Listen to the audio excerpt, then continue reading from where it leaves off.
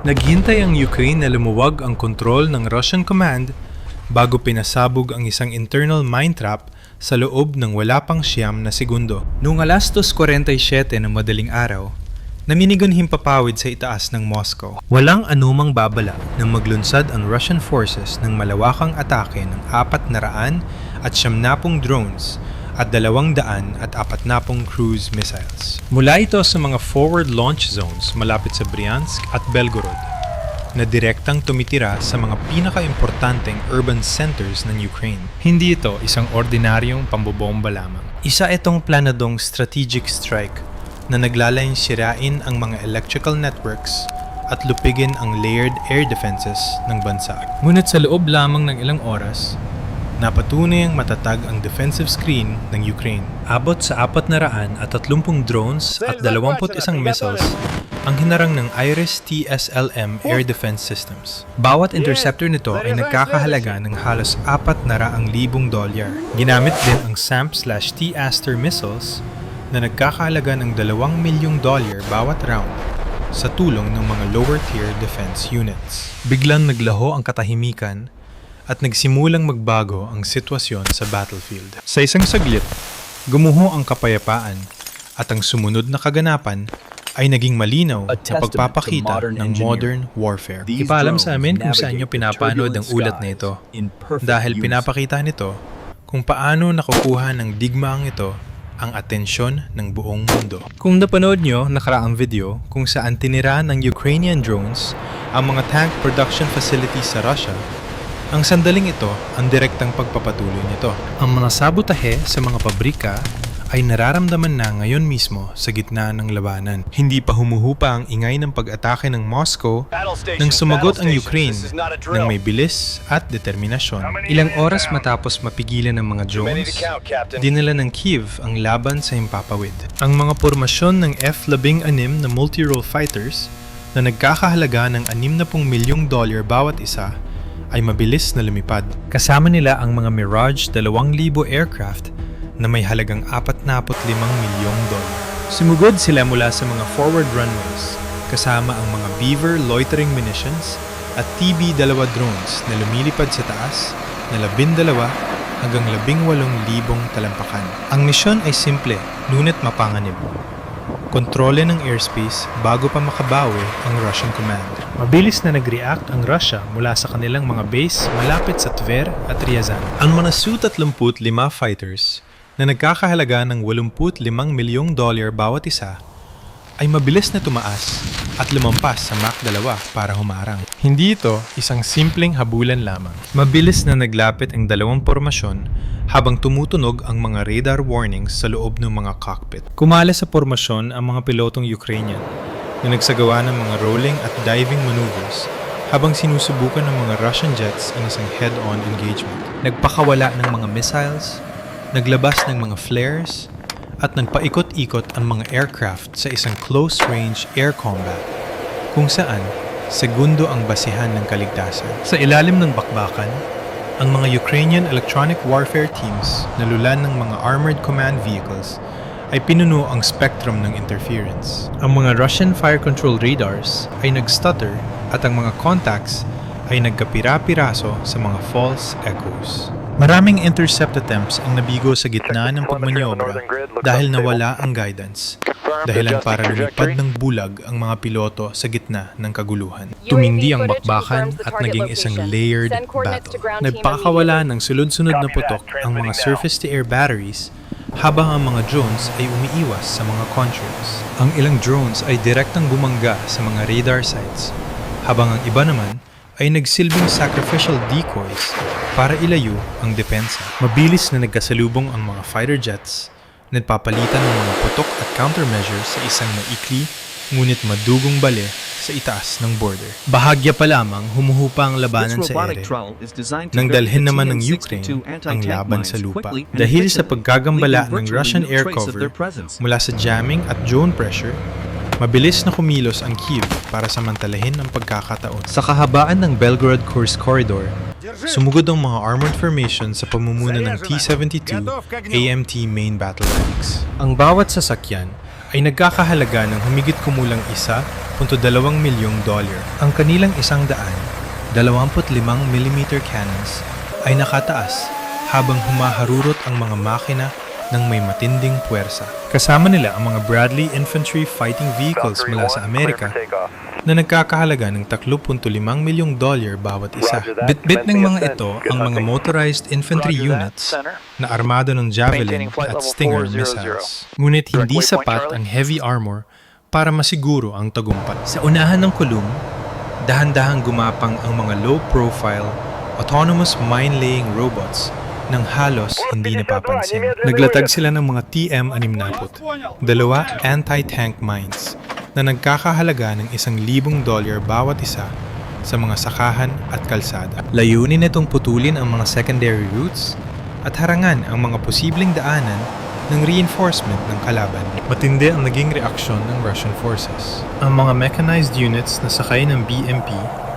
dalawa infantry fighting vehicles, ay mabilis na sumugod sa linya. Samantala, ang dalawang S-3 Akatsya self-propelled artillery systems ay nagsimulang magpaputok mula sa distansyang 12 milya. Ang mga artillery rounds ay humati sa langit at bumagsak sa mga forward areas ng Ukraine na nagdulot ng malalakas na pagyanig sa lupa. Ang labanan ay mabilis na naging isang paligsahan ng pressure at endurance. Sa itaas ng kaguluhan, ang mga FPV attack drones ay sumusugod sa bilis na lampas 100 milya bawat oras. Tumitira ang mga ito sa mga turrets, engine compartments, at mga exposed vehicles. Ang ilang mga tira ay nagdulot ng pagkawasak ng mga armored hulls, habang ang iba naman ay pumuwersa sa mga crew na iwanan ang kanilang mga sirang sasakyan sa kalsada. Ang dating malinis na highway ay naging isang locked battlefield, kung saan bawat metro ay pinaglalabanan gamit ang bakal, apoy, at walang tigil na ugong ng mga makina at drones. Pagsapit ng gabi sa unang araw, ilang milya lamang ang nabagong teritoryo. Ngunit napakalaki ng naging kapalit nito. Ang ruta ng Belgorod-Kursk, na dati ay mahalagang lifeline para sa logistics, ay naging isang scorched corridor. Puno ito ng mga sirang armor, nagkapira-pirasong kakahuyan, at wasak na kalsada. Habang pumapaibabaw ang usok, naiintindihan ng mga sundalo ang katotohanan. Ang phase na ito ay simula pa lamang. Ang encirclement ay kasalukuyan pa ring nangyayari at anumang pag-abante patungong Moscow ay mangangailangan ng mas matinding pagsubok. Depensa ng Ukraine ang kanilang kinabukasan. Depensa ng Russia ang kanilang status. Sino ang unang susuko? Mag-comment. 1 para sa Ukraine, 2 para sa Russia, o 3 para sa kapayapaan. Nasusunog ang ground corridor sa pagitan ng Belgorod at Kursk. Ngunit alam ng Ukraine na hindi sapat ang armor para sirain ang kapit ng Russia. Matapos ang isang araw ng brutal na bakbakan, binago muli ng Kiev ang bilis ng labanan. Sa pagkakataong ito ay gamit ang long-range firepower. Inilabas ang utos. Lumpuhin ang mga lifelines ng Russia sa Smolensk, isang logistical hub na halos 150 milya sa Hilagang Silangan. Sa ilalim ng kadiliman ng gabi, pumuesto ang mga Ukrainian HIMARS batteries sa kanilang mga tagon na lokasyon. Sabay-sabay na tumaas ang kanilang mga launch pods. Ilang segundo ang lumipas, nabulabog ang katahimikan nang ang mga salbos ng 227mm rockets ay humati sa kalangitan patungong silangan. Kasunod nito ang mga mas mabibigat na Vilka-M guided rockets na may extended range at precision warheads.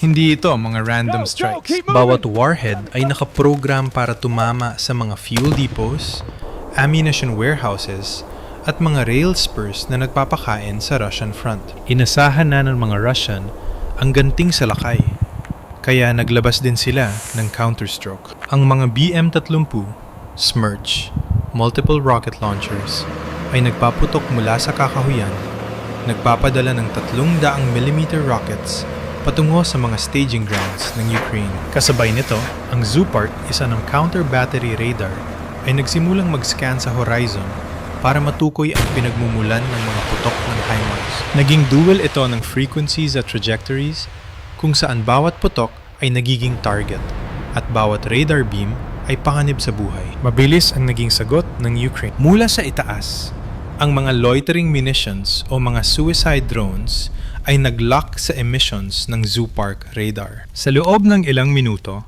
sumusid sila mula sa 10,000 talampakan at bumangga sa antena array ng radar. Dahil dito, nabulag ang mga mata ng Russian artillery. Ang kanilang counter-battery fire ay tumitira na lamang sa kawalan. Nang mawasak ang Zoo Park, lumipat ang bentahe sa Ukraine. Ang mga HIMARS crews ay nagpapalit ng posisyon bawat ilang minuto bago pa man lumapag ang mga Smerch salvos.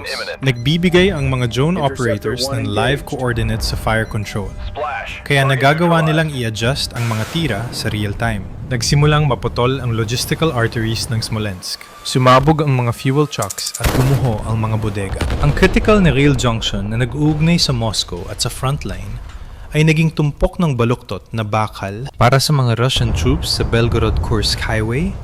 Ramdam agad ang epekto. Bumagal ng husto ang delivery ng bala at ang mga artillery batteries na dati ay panatag, ngayon ay nagbibilang na ng bawat shell. Nagtagumpay ang strategy ng Ukraine na cut the eyes, block the ears sa pamamagitan ng pagbulag sa mga radar at pagharang sa supply lines. Ang artillery duel na ito ay hindi lamang tungkol sa pagkawasak. Tungkol ito sa pagkuha ng inisyatiba at pagpapatunay na kahit ang malawak na logistics ng Russia ay kayang tamaan at sirain. Habang nagliliwanag ang langit sa mga rocket trails, alam ng mga commander na papatindi pa lamang ang bagyo. Nagliliwanag pa rin ang langit sa Smolensk mula sa mga HIMARS at Vilka M strikes nang magbukas ang Ukraine ng isa pang frontline. Sa pagkakataong ito ay sa invisible spectrum. Sa pagkawasak ng supply lines at pagbulag sa counter-battery radars, alam ng mga commander ng Kiev na ang susunod na tira ay dapat tumama sa navigation at targeting systems ng Russia. Mula sa mga tago nilang posisyon sa Chernihiv at Sumy, ipinakalat ng Ukraine ang kanilang Bukovel at Kuvera M electronic warfare vehicles. Eksaktong alas koordinado ang paglabas ng mga jamming signals sa buong spectrum na tinatarget ang GLONASS satellite navigation ng Russia. Sa loob lamang ng ilang minuto, ang mga Russian drones na dati ay lumilipad ng maayos ay nagsimulang mawala sa kurso. Ang iba, may ilan pang ang bumangga sa sarili nilang defensive lines dahil sa maling coordinates. Hindi lamang drones ang naapektuhan. Ang mga artillery batteries na umaasa sa satellite-guided fire control ay nawalan din ng accuracy. Ang mga missiles na pinaputok mula sa malalayong distansya ay bumabagsak ng malayo sa target at sumasabog na lamang sa mga bakanting bukid. Sa unang pagkakataon, naramdaman ng mga Russian crews na hindi lang sila bulag, kundi bingi rin. Naputol ang kanilang electronic lifelines dahil sa Ukrainian interference. Ngunit may sagot din ang Moscow. Malapit sa kapital, ang makapangyarihang Krasucha-4 jamming system ay nagsimulang gumana.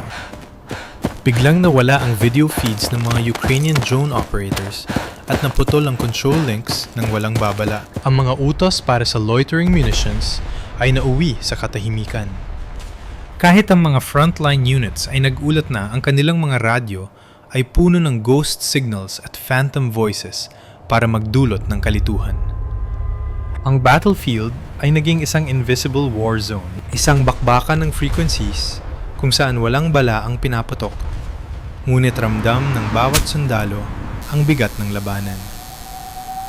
Para sa Ukraine, ito ay usapan ng endurance sa pag-ikot ng mga jamming platforms at pag-adapt ng tactics sa real time. Para sa Russia, ito ay tungkol sa brute force sa pamamagitan ng pagpuno sa spectrum ng matinding interference. Sa labanang ito, ang tagumpay ay hindi susukatin sa mga nawasak na sasakyan, kundi sa kung sino ang mas matagal na makakahawak sa airwaves. Ginamit ng Ukraine ang pagkakataon habang magulo ang ere. Habang gumabagsak ang mga drones ng Russia, nag-utos ang Kiev na mag-advance na patungo sa capital. Sa bukang liwayway, nanginginig ang mga hilagang pasukan ng Moscow sa ilalim ng paggabante ng Ukraine. Nagpoona ang mga kamikaze drones sa mga highway at intersections, sumasabog laban sa mga checkpoints at armored columns. Sa likod nila, sumusugod ang mga T-84 Oplot tanks at Bradley infantry fighting vehicles. Ang mga motorized infantry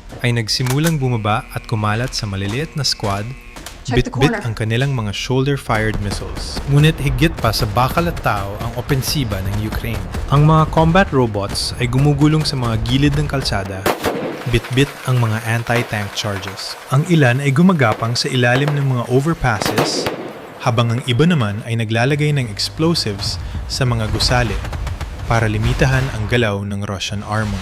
Mula sa itaas, ang mga reconnaissance UAVs ay nagpapadala ng live feeds sa mga command centers para gabayan ang bawat squad. Para mapigilan ang pag-atake, inilabas ng Russia ang kanilang mga elite VDV paratroopers. Suportado sila ng mga T-72M main battle tanks na dumadaan sa mga outer districts. Ang kanilang 125mm cannons ay nagpapasabog ng mga butas sa mga gusali na nagpapalit sa mga apartment blocks tungo sa mga fire-scarred ruins. Pumuwesto rin ang mga snipers sa mga matataas na gusali para tirahin ang mga infantry. Ang bawat block at courtyard ay naging pinag-aagawang kuta. Sumagot ang Ukraine ng saturation fire gamit ang mga MLRS batteries. Ang mga drones naman ay sumusubsob sa mga tank formations, pinupuwersa ang mga crew na lumabas o masunog sa loob. Ang labanan ay naging isang brutal na chess match kung saan ang tagumpay ay sinusukat sa bawat yarda ng kalsadang puno ng dugo. Pagsapit ng gabi, ang labas ng Moscow ay hindi na suburbs, kundi mga front lines na. Nasa harap na nila ang capital, nanyayanig ngunit hindi pa rin sumusuko, habang naghahanda ang dalawang panig para sa huling sagupaan. Ang labanan sa labas ng Moscow ay pumasok na sa loob mismo ng lungsod. Ngunit ang mga commander ng Ukraine ay nakatuon sa tunay na premyo, ang Bunker 42.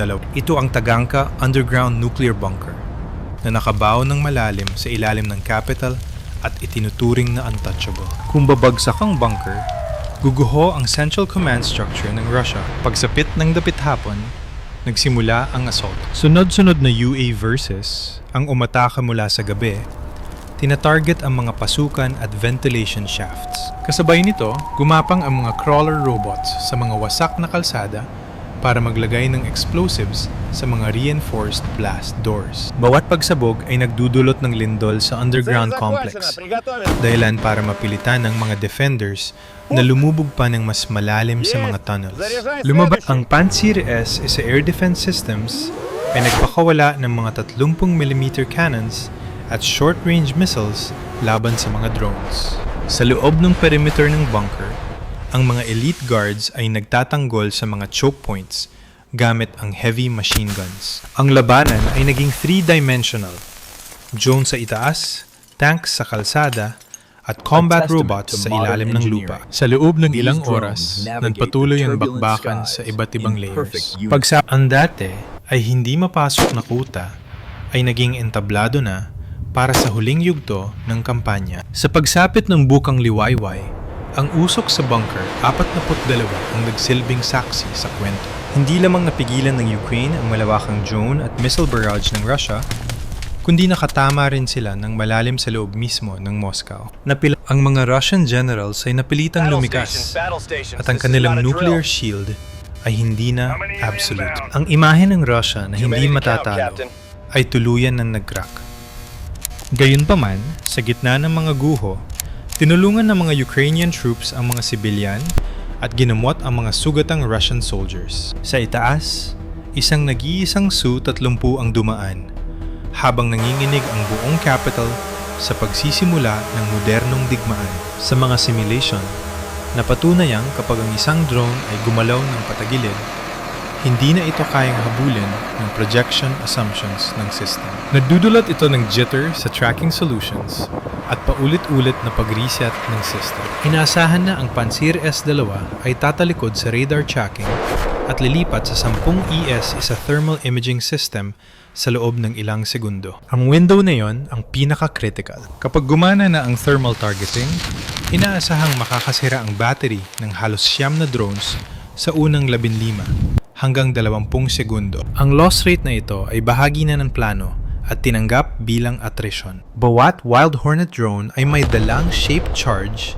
na sadyang idinisenyo para sirain ang sensors sa halip na tumago sa armor. Ang tactical blind spot ay lumitaw mula sa human factors. Pinapakita ng engagement data na ang mga pansir gunners ay laging inuunang tirahin ang pinakamalaki, pinakamabagal, at pinaka-clustered na targets dahil ito ang pinakamadaling mapatama. Ginamit ng simulation logic ang bias na ito. Habang ang atensyon ng gunner ay nakatuon sa mga mabagal na decoy sa likod, ang natitirang 11 wild hornets ay hihiwalay sa pormasyon. Susugod sila mula sa iba't ibang vectors patungo sa unarmored optical module sa itaas ng turret. 3 drones lamang ang kailangan para magtagumpay. Ang isang tama ng shape charge laban sa isa 0, isa sensor housing, ay sapat na para basagin ang mga lens at sirain ang thermal camera assembly ng tuluyan. Sa mahigit 80% ng mga modeled runs, hindi bababa sa 3 units ang nakakatama.